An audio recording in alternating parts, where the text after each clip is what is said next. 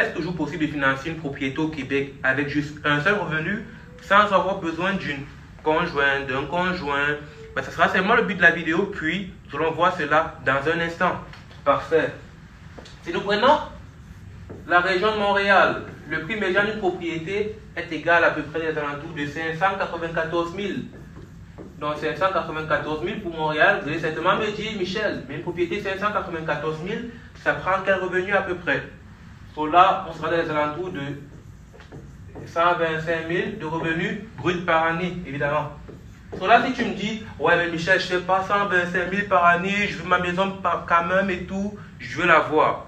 Tu pourras toujours mettre plus de mise de fonds si tu as la liquidité pour, mais si tu n'en as pas, ben, tu pourras toujours aller à Québec City.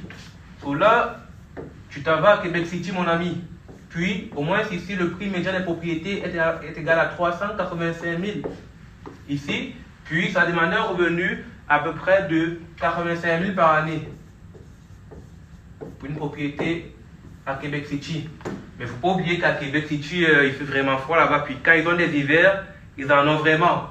C'est que là, oui, c'est toujours possible d'acheter une propriété avec juste un seul revenu.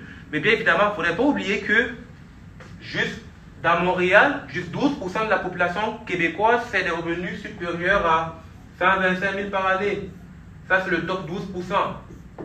Donc évidemment, tu peux toujours acheter une propriété seule, mais ça va toujours dépendre de tes revenus. Si toi, tu aimerais savoir dans la ville dans laquelle tu te trouves, peut-être Trois-Rivières, Drummondville, le prix médian des propriétés, le revenu que ça va te donner, que ça te demande pour te qualifier dans ces zones-là, laisse-moi un message en commentaire, puis ça me fait plaisir de t'accompagner pour cela. C'était Michel Fombe, conseiller en sécurité financière, toujours au service de la nation.